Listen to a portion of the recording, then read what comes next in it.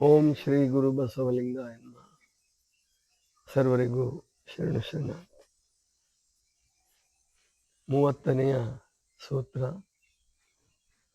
ಬಹಳ ಪ್ರಸಿದ್ಧವಾದಂತಹ ಸೂತ್ರ. ಮಹಾತ್ಮ ಗಾಂಧೀಜಿಯವರಿಂದ ಹೆಚ್ಚು ಪ್ರಸಿದ್ಧವಾದ ಸೂತ್ರ. ಅಹಿಂಸಾ ಸತ್ಯಾಸ್ತೇಯ ಬ್ರಹ್ಮಚರ್ಯ ಪರಿಗ್ರಹ ಯಮಃ. ಯಮ ಅಂತಂದ್ರೆ ಗೊತ್ತಾಯ್ತು ನಿಮಗೆಲ್ಲ. ಅತ್ಯಂತ ಕ್ರಮಬದ್ಧವಾಗಿ ಒಂದು ಎಳ್ಕಾಳಷ್ಟು, ಒಂದು ಅಣುವಿನಷ್ಟು ಆ ಕಡೆ ಈ ಕಡೆ ಚಲಿಸಲಾರದಂತಹ ಒಂದು ಕ್ರಮಬದ್ಧತೆ ಅಥವಾ ನಿಯಮ, ಮತ್ತು ಯಾರಿಗೂ ಬಿಡಲಾರದಂತಹ, ಎಲ್ಲರಿಗೂ ಒಂದೇ ರೀತಿಯಲ್ಲಿ ಅನ್ವಯಿಸುವಂತಹ ತತ್ವ ಅದು ಯಮಃ. ಅದು ಮೃತ್ಯುವಿನ ವಿಷಯದಲ್ಲಿ ನಾವು ನೋಡ್ತೀವಿ. ಅದಕ್ಕೆ ಪ್ರಾಯಶಃ ಮೃತ್ಯು ದೇವತೆಗೆ ಯಮ ಅನ್ನುವ ಹೆಸರನ್ನು ಇಟ್ಟಿದ್ದಾರೆ ಭಾರತೀಯರು. ಅಂದ್ರೆ ಯಾರಿಗೂ ಬಿಡಲ್ಲ. ಇಚ್ಛಾಮರಣಿಗಳಿರ್ಬಹುದು. ಅವರು ಇಚ್ಛಾಮರಣಿಯೂ ಕೂಡ ಸಾಯ್ಲೇಬೇಕು, ಅಂದ್ರೆ ಶರೀರ ಬಿಡ್ಲೇಬೇಕು. ಅವನು ತಾನು ಇಚ್ಛಿಸಿದಾಗ ಬಿಡ್ತಾನೆ ಅಂತಲ್ಲ, ಒಂದು ನಿಯಮದ ಪ್ರಕಾರ ಅವನಿಗೆ ದೀರ್ಘವಾದ ಆಯುಷ್ಯ ಬರುತ್ತೆ. ಆದ್ರಿಂದ ಅವನು ಆವಾಗ ಬಿಡ್ತಾನೆ ಅಷ್ಟೇ. ಗೊತ್ತಾಗತ್ತೆ ಸಾವು ಬರ್ತಕ್ಕಂಥದ್ದು ಅವನಿಗೆ ಗೊತ್ತಾಗತ್ತೆ. ಅದಕ್ಕೆ ನಾವು ಇಚ್ಛಾಮರಣಿಗಳು ಅಂತ ಹೇಳ್ತೀವಿ. ಇಚ್ಛಾಮರಣಿ ಅಂದ್ರೆ ಒಂದು 500 ವರ್ಷ ಬದುಕಬೇಕು ಅಂತ ಅವನು ಇಚ್ಛೆ ಮಾಡಿದ್ರೆ ಅವನೇನು ಬದುಕಲ್ಲ. ಕಾಲ ಅಥವಾ ಏನು ಪ್ರಕೃತಿ ವಿಧಿ ಅಂತ ನೀವೇನು ಕರಿತೀರೋ ಅದು ಇಚ್ಛೆ ಮಾಡಬೇಕು. ಆವಾಗ ಅವನು ದೀರ್ಘಕಾಲ ಬದುಕ್ಬೋದು, ಅಥವಾ ಅದಕ್ಕೆ ಅನುಕೂಲಕರವಾದಂತಹ ರೀತಿಯಲ್ಲಿ ಅದು ವ್ಯವಸ್ಥೆ ಮಾಡಿಕೊಡುತ್ತೆ. ಅಂತಹ ಸೂತ್ರಗಳು, ಅಂತಹ ವಿದ್ಯೆ ಇದೆ ಜಗತ್ತಿನಲ್ಲಿ. ಅದು ಕೂಡ ಪರಮಾತ್ಮನ ಇಚ್ಛೆ ಅಂತ ಅನಿಸ್ತಕ್ಕಂಥದ್ದು ನನಗೆ. ಅದಕ್ಕೆ ಇಲ್ಲಿ ಮೃತ್ಯು ದೇವತೆ ಕೆಟ್ಟದ್ದು ಅಂತಲ್ಲ. ಯಾರು ಹಾಗೆ ತುಂಬಾ ಜನ ಹಂಗೆ ಭಾವಿಸ್ಕೊಂಡ್ಬಿಟ್ಟಿದ್ದಾರೆ. ಸಾವು ಅಂದ್ರೆ ಕೆಟ್ಟದ್ದು, ಮೃತ್ಯು ದೇವತೆ ಕೆಟ್ಟದ್ದು. ಅದಕ್ಕೆ ಯಮನನ್ನ ಹೇಗೇಗೋ ಚಿತ್ರಿಸ್ಬಿಟ್ಟಿದ್ದಾರೆ. ಖಂಡಿತವಾಗಿಯೂ ಹಾಗೆ ಯಮ ಇಲ್ಲ. ಯಮನ ವಾಹನ ಕೋಣವೂ ಅಲ್ಲ, ಅದು ಮನುಷ್ಯನ ಕಲ್ಪನೆ ಅಷ್ಟೇ. ಹುಟ್ಟು ಹೇಗೆ ನಿಗೂಢವೋ ಹಾಗೆ ಸಾವು ಕೂಡ ನಿಗೂಢ. ಯೋಗಿಯಾದಂತಹವರು ಅವೆರಡನ್ನು ಭೇದಿಸಬಹುದೇನೋ. ಭೇದಿಸಿದ್ದಾರೆ, ಎಷ್ಟೋ ಜನ ಭೇದಿಸಿ ಸತ್ಯವನ್ನು ಕಂಡುಕೊಂಡಿದ್ದಾರೆ. ಜಗತ್ತಿಗೆ ಬಹಳ ದೊಡ್ಡ ವಿದ್ಯೆ ಕೊಟ್ಟಿದ್ದಾರೆ, ಆ ಮೂಲಕ ಉಪಕಾರ ಮಾಡಿದ್ದಾರೆ ಈ ಅದರಲ್ಲೂ ಭಾರತೀಯರು ಪ್ರಾಣಾಯಾಮ, ಧ್ಯಾನ, ಸಮಾಧಿ ಸ್ಥಿತಿಗಳ ಮೂಲಕ ಪ್ರಾಯಶಃ ಇಡೀ ವಿಶ್ವದಲ್ಲಿ ಸಾಧ್ಯವಾಗಲಾರದಂತಹ ಅನೇಕ ನಿಗೂಢ ಸಂಶೋಧನೆಗಳನ್ನು ಮಾಡಿದ್ದಾರೆ.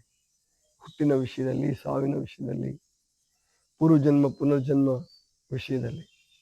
ಅರೆಬರೆ ಅಭ್ಯಾಸ ಮಾಡಿದಂಥವರು ಇವುಗಳನ್ನು ಸರಿಯಾಗಿ ಅರ್ಥ ಮಾಡಿಕೊಳ್ಳಾರ್ದೇನೆ ಅದಿಲ್ಲ ಇದಿಲ್ಲ, ಹಾಗಲ್ಲ ಹೀಗಲ್ಲ ಅಂತ ಸುಮ್ಮನೆ ವಾದ ಮಾಡ್ತಾರೆ. ಅವರು ಒಂದು ದಿವಸನೂ ಕೂಡ ಧ್ಯಾನ ಮಾಡಿದವರಲ್ಲ, ಲೌಕಿಕ ಆಸೆ ಆಮಿಷಗಳನ್ನು ಬಿಟ್ಟವರಲ್ಲ, ಉಪವಾಸ ಮಾಡಿದವರಲ್ಲ. ತಪಸ್ಸಂತೂ ಅವ್ರಿಗೆ ವಿರುದ್ಧನೇ. ತಪಸ್ಸು ಅನ್ನುವಂಥದ್ದು ಬೇಡ ಅಂತ ಲೆಕ್ಕಕ್ಕೆ ಬಂದ್ಬಿಡ್ತಾರೆ ಅವರು. ಅವರಿಂದ ಸತ್ಯ ಸಾಕ್ಷಾತ್ಕಾರ ಸಾಧ್ಯ ಇಲ್ಲ. 5 ವರ್ಷದ ಒಬ್ಬ ಕಪಿಲ ಬಾಲಕ ಅಂತ ಕರೆಯೋಕ್ಕೂ ಆಗಲ್ಲ, ಅವನನ್ನು ಶಿಶು, 5 ವರ್ಷದ ಶಿಶು ಸಾಂಖ್ಯ ಯೋಗವನ್ನು ಕೊಡುತ್ತೆ. ಅಂದ್ರೆ ಮುಂದೆ 5 ವರ್ಷಕ್ಕೇನು ಸಾಂಖ್ಯ ಯೋಗ ಕೊಡ್ಲಿಲ್ಲ, ಆದ್ರೆ ಮನೆ ಬಿಟ್ಟು ತಾಯಿ ತಂದೆಗಳಿಗೆ ಬುದ್ಧಿ ಹೇಳಿ ತಾನು ಹೋಗ್ಬೇಕಾದ್ರೆ 5 ವರ್ಷದ ಹುಡುಗ ಸತ್ಯವನ್ನು ಅರಸ್ಕೊಂಡು ಆಮೇಲೆ ತಪಸ್ಸನ್ನ ಆಚರಿಸೋದಕ್ಕೋಸ್ಕರ ಹೊರಟಿದ್ದಾನೆ ಅಂತಂದ್ರೆ ಅದೇನು ಸಾಮಾನ್ಯ ಅಲ್ಲ. 16 ವರ್ಷದ ಒಬ್ಬ ಋಷಿ ಮೃತ್ಯುವನ್ನು ಗೆದ್ದು ತಾನು ಹೊಸ ಜನ್ಮವನ್ನು ಪಡೀತಾನೆ ಅಂತಂದ್ರೆ ಅದೇನು ಸಾಮಾನ್ಯ ಅಲ್ಲ. ಮಾರ್ಕಂಡೇಯ ಇಂಥವರೆಲ್ಲ ನಮ್ಮ ದೇಶದಲ್ಲಿ ಇದ್ರು. ಶರಣರ ಕಾಲಕ್ಕೂ ನಾವು ನೋಡ್ತೀವಿ. ಅಂದ್ರೆ ಅಕ್ಕ ಮಹಾದೇವಿ ಸಣ್ಣ ವಯಸ್ಸಿಗೆ ಪ್ರಭುಗಳಿಂದ ಅಕ್ಕ ಅನ್ನಿಸ್ಕೊಂಡಂತಹ ಮಹಾದೇವಿ, ಅದೇನು ಸಾಮಾನ್ಯ ಸಾಧನೆ ಅಲ್ಲ ಇದೆಲ್ಲ.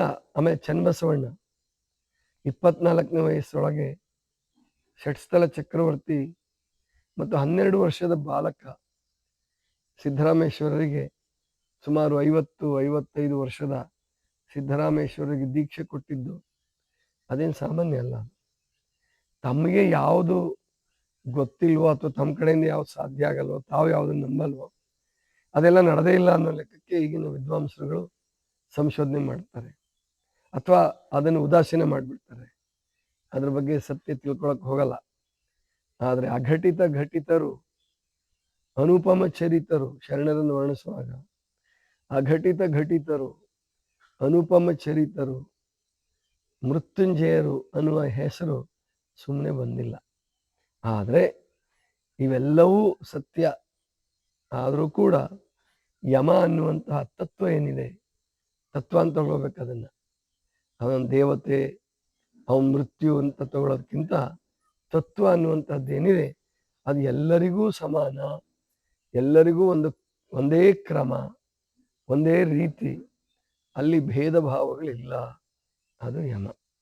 ಹಾಗೇನೆ ಸಾಧಕರಾದಂಥವರು ಯಾರೂ ಕೂಡ ಇವು 5 ಮರಿಬಾರದು ಅಂತ ಹೇಳೋದಕ್ಕೆ ಪತಂಜಲಿಗಳು ಇದಕ್ಕೆ ಯಮ ಅನ್ನುವ ಹೆಸರನ್ನು ಇಟ್ಟಿದ್ದಾರೆ.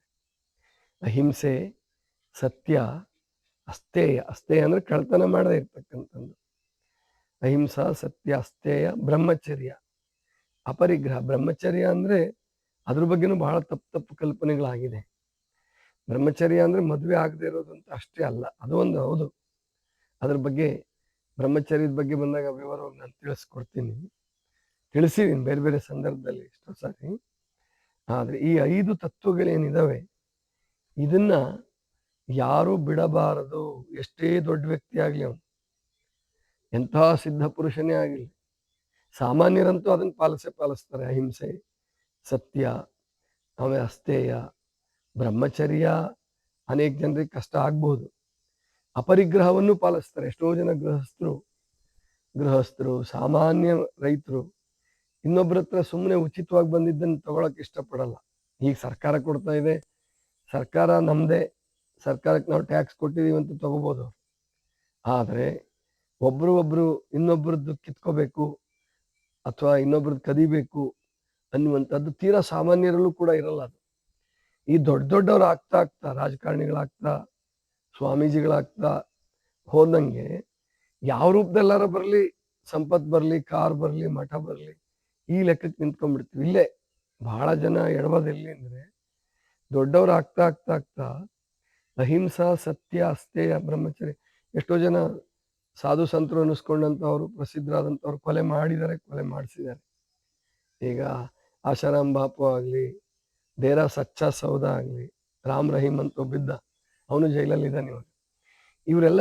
ಇವ್ರಿಗೂ ಕೂಡ ಹೇಳೋದೇನೆಂದ್ರೆ ಪತಂಜಲಿಗಳು, ನೀನು ಎಷ್ಟೇ ದೊಡ್ಡವನಾಗಿರು, ಜಗತ್ತಿಗೆ ಅಧಿಪತಿಯಾಗಿರು, ನೀನು ಅಹಿಂಸೆ, ಸತ್ಯ, ಅಸ್ತೇಯ, ಬ್ರಹ್ಮಚರ್ಯ, ಅಪರಿಗ್ರಹ ಬಿಟ್ಟೆ ಅಂದ್ರೆ, ಈ 5 ತತ್ವಗಳನ್ನ ನೀನು ಪಾಲಿಸ್ಲಿಲ್ಲ ಅಂತಂದ್ರೆ, ಈ ಪಾಪಕ್ಕೆ ನೀನು ಹೆದರ್ಕೊಳ್ಳಿಲ್ಲ ಅಂದ್ರೆ, ನೀನು ಮತ್ತೆ ಒಬ್ಬ ಏನು 1000 ಅಡಿ ಹತ್ತಿ ಹೋದಂತಹ, ಹಿಮಾಲಯ ಹತ್ತಿರ್ತಾನೆ, 1000 ಮೀಟರ್ ಹತ್ತಿರ್ತಾನೆ, ಒಂದು ಚೂರು ಕಾಲು ಜಾರಿದ್ರೆ ಅವನು ಬಿದ್ದು ಹೋಗ್ತಾನೆ. ಎಷ್ಟು ಆಳವಾದ ಪ್ರಪಾತಕ್ಕೆ ಬೀಳ್ತಾನೆ ಅಂದ್ರೆ ಸತ್ತೇ ಹೋಗ್ತಾನೆ ಅವನು. ಇನ್ನು ಆ ಜನ್ಮ ಅನ್ನುವಂಥದ್ದು ಇರಲ್ಲ. ಹಾಗೆ ಈ ಯೋಗ ಮಾರ್ಗದಲ್ಲಿ ಸಿದ್ಧ ಪುರುಷರಾದಂತಹವರು ಕೂಡ ಅಹಿಂಸಾ, ಸತ್ಯ, ಅಸ್ತೇಯ, ಬ್ರಹ್ಮಚರ್ಯ ಬಿಟ್ಬಿಟ್ರೆ, ಅಪರಿಗ್ರಹ ಬಿಟ್ಬಿಟ್ರೆ ನೀವೆಂದೂ ಪ್ರಗತಿ ಸಾಧಿಸಕ್ಕಾಗಲ್ಲ, ಶಾಂತಿ ಹೊಂದಕ್ಕಾಗಲ್ಲ. ಈಗಿನ ಕಾಲದ ದುರಂತ ಆಗ್ತಿರೋದು, ಅಥವಾ ಎಲ್ಲಾ ಕಾಲಕ್ಕೂ ಆಗಿನ ಕಾಲದ ವಿಶ್ವಾಮಿತ್ರ, ವಶಿಷ್ಠ ಆಗಲಿ, ಅಂದ್ರೆ ಜಗಳ ಆಡ್ಕೊಂಡು ಋಷಿತನವನ್ನು ಬಿಡೋದಾಗ್ಲಿ, ದೂರ್ವಾಸ ಮುನಿಗಳಾಗ್ಲಿ, ಇನ್ನೂ ಅನೇಕ ಜನ ಹೇಳ್ತಾರೆ. ಸಿದ್ದೇಶ್ವರಪ್ಪವರು ಕೂಡ ಕೆಲವು ಋಷಿಗಳ ಪ್ರಸಂಗವನ್ನು ಹೇಳ್ತಾರೆ. ಒಬ್ಬ ಹೀಗೆ ಒಂದು ಮೀನಿನ ಜೋಡಿಯನ್ನ ನೋಡಿ ಅವನು ಮದುವೆ ಆಗಬೇಕು ಅಂತ ನಿಶ್ಚಯ ಮಾಡ್ತಾನೆ. ಮದುವೆನೂ ಆಗ್ತಾನೆ. 9 ಮಕ್ಕಳಾಗೋವರೆಗೂ ಎಲ್ಲವನ್ನೂ ಬಿಟ್ಬಿಟ್ಟಿರ್ತಾನೆ, ತಪಸ್ಸೆಲ್ಲ ಬಿಟ್ಬಿಟ್ಟಿರ್ತಾನೆ. ಅಂದ್ರೆ ಅಲ್ಲಿ ನಾನು ಋಷಿ ಎನ್ನುವ ಅಹಂಕಾರಕ್ಕೆ ಬಿದ್ದಿದ್ದ ಅವನು. ನಾನು ತಪಸ್ಸು ಮಾಡ್ತಾ ಇದ್ದೀನಿ, ನಾನು ಉಪವಾಸ ಮಾಡ್ತಾ ಇದ್ದೀನಿ.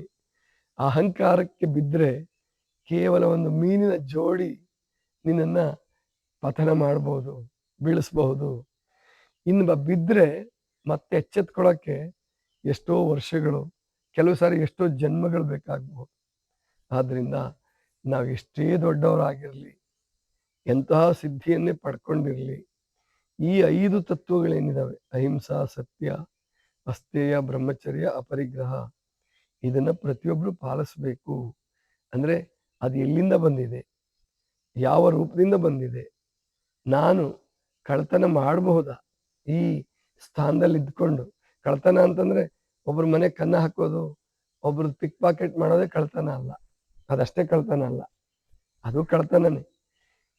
ಮೋಸ ಮಾಡಿ, ವಂಚನೆ ಮಾಡಿ, ನಂಬಿಸಿ ಭ್ರಷ್ಟಾಚಾರ ಮಾಡ್ತಕ್ಕಂಥದ್ದು ಬಹಳ ದೊಡ್ಡ ಕಳ್ತನ.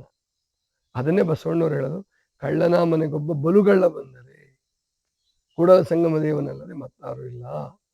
ಕಳ್ಳ ಅಂದರೆ ಹಗಲುಗಳ್ಳರು ಕಳ್ಳರೇ, ವಿಧಾನಸೌಧದಲ್ಲಿದ್ದರೂ ಕಳ್ಳರೇ, ಲೋಕಸಭೆಯಲ್ಲಿದ್ದರೂ ಕಳ್ಳರೇ. ಅವರು ಯಾವ ರೂಪದಲ್ಲಿ ತಮಗಲ್ಲದ ಸಂಪತ್ತನ್ನು ಅನ್ಯಾಯವಾಗಿ, ಅಧರ್ಮದಿಂದ ಮತ್ತು ಕಾನೂನು ಬಾಹಿರವಾಗಿ ನಾವು ಸಂಗ್ರಹ ಮಾಡಿಟ್ಕೊಂಡ್ರೂ ಕೂಡ ಅದು ಕಳ್ತನನೇ ಆಗುತ್ತೆ. ಅದರಿಂದ ಶಾಂತಿ, ಸಮಾಧಾನ ಸಿಕ್ಕಲ್ಲ. ಅಷ್ಟೇ ಅಲ್ಲ, ಅದನ್ನು ಕಿತ್ಕೊಳ್ಳೋರು ಬಂದೇ ಬರ್ತಾರೆ. ಅದನ್ನು ವಿಧಿ ಸೃಷ್ಟಿ ಮಾಡೇ ಮಾಡುತ್ತೆ. ಅಂದರೆ ಮಕ್ಕಳ ರೂಪದಲ್ಲಿ ಬರ್ಬೋದು, ಡಾಕ್ಟರ್ಗಳ ರೂಪದಲ್ಲಿ ಬರ್ಬೋದು, ಲಾಯರ್ಗಳ, ಎಷ್ಟೋ ಜನ ದೊಡ್ಡ ದೊಡ್ಡವ್ರ ಮಕ್ಕಳು ಕುಡುಕರಾಗಿ ಅಪ್ಪ ಗಳಿಸಿದ ಸಂಪತ್ತನ್ನೆಲ್ಲ ನಾಶ ಮಾಡಿಬಿಡ್ತಾರೆ. ಅದು ಕಿತ್ಕೊಂಡಂಗೆ ಅಲ್ಲ, ಅಪ್ಪಂಗೆ ಸಮಾಧಾನ ಕೊಡಲ್ಲ, ಅವನ ಮಾತು ಕೇಳಲ್ಲ. ಇದು ಕೂಡ ಒಂದು ರೀತಿ ವಿಧಿ ಕೊಡ್ತಕ್ಕಂಥ ಶಿಕ್ಷಣೆ. ಮಕ್ಕಳು ಕೆಟ್ಟವ್ರು ಹುಟ್ಟಬಹುದು, ಆಮೇಲಿಂದ ಏನಕ್ಕೂ ಉಪಯೋಗ ಇಲ್ಲದಾರ್ದಂಥ ಮಕ್ಕಳು ಹುಟ್ಟಬಹುದು. ಆ ರೂಪದಲ್ಲಿ ನಾವು ಕಳ್ತನ ಮಾಡಿದ್ದನ್ನು ಅದನ್ನು ಹೆಂಗೋ ನಾಶ ಮಾಡೇ ಮಾಡುತ್ತೆ. ಆದ್ದರಿಂದ ಈ 5 ತತ್ವಗಳನ್ನು ಸರಿಯಾಗಿ ಪಾಲಿಸ್ಬೇಕೆಲ್ಲರೂ. ಮತ್ತೆ ಈ ಸೂತ್ರ ಆದ ಕೂಡಲೇ ಯಾಕಿಷ್ಟು ವಿವರಣೆ ಕೊಟ್ಟೆ ನಾನು? ಅಹಿಂಸೆ, ಸತ್ಯ ಒಂದೊಂದೇ ಹೇಳ್ತೀನಿ ಅಂತ ಹೇಳಿದ್ದೆ. ಈ ಸೂತ್ರ ಆದ ಕೂಡಲೇ 31ನೇ ಸೂತ್ರ ಇದೆಯಲ್ಲ, ಅದಿನ್ನೂ ವಿಶೇಷ ಇದೆ. ಇದು 30ನೇದು. 31ನೇ ಸೂತ್ರ ಇದೆಯಲ್ಲ, ಅದನ್ನು ಯಾರೂ ಗಮನಿಸಿಲ್ಲ. ಅದಿದೆ ಸೂತ್ರದಲ್ಲಿ, ಆದರೆ ಪ್ರವಚನಕಾರರಾಗಲಿ, ಬರಿತಕ್ಕಂಥವ್ರಾಗಲಿ, ಅವರು ಇದನ್ನು ಒತ್ತು ಕೊಟ್ಟು ಹೇಳಿಲ್ಲ. ಯಮ ನಿಯಮಗಳನ್ನು ಹೆಂಗೆ ಒತ್ತು ಕೊಟ್ಟು ಹೇಳಿದಾರೋ ಅದನ್ನು ಒತ್ತು ಕೊಟ್ಟು ಹೇಳಿಲ್ಲ. ಜಾತಿ, ದೇಶ, ಕಾಲ, ಸಮಯಾನವಚ್ಛಿನ್ನ ಸಾರ್ವಭೌಮ ಮಹಾವ್ರತಂ, ಇದು ನಾವು ಅರ್ಥ ಮಾಡ್ಕೋಬೇಕಾದ್ದು. ಅದನ್ನು ನಾಳೆ ಹೇಳ್ತೀನಿ, ಅದರ ಅರ್ಥನ ನಾಳೆ ಹೇಳ್ತೀನಿ. ಜೊತೆಗೆ ಯಾರೂ ಕೂಡ ತತ್ವವನ್ನು ಬಿಡಬಾರ್ದು. ಅವಧೂತರ ಹೆಸರಿನಲ್ಲಾಗಲಿ, ಅಥವಾ ದೊಡ್ಡವರ ಹೆಸರಿನಲ್ಲಾಗಲಿ, ಸಿದ್ಧಪುರುಷರ ಹೆಸರಿನಲ್ಲಾಗಲಿ, ಯಾವ ಹೆಸರಿನಲ್ಲಿಯೂ ನಾವು ತತ್ವವನ್ನು ಬಿಡಬಾರ್ದು. ಈ ತತ್ವ ಪಾಲಿಸ್ತಕ್ಕಂಥದ್ದನ್ನು ಬಿಡಬಾರ್ದು ಅಂತ ಹೇಳೋದಕ್ಕೆ 31ನೇ ಸೂತ್ರವನ್ನು ಹೇಳಿದ್ದಾರೆ ಪತಂಜಲಿಗಳು. ಅದನ್ನು ನಾಳಿನ ದಿವಸ ನೋಡೋಣ. ಸರ್ವರಿಗೂ ಶರಣ.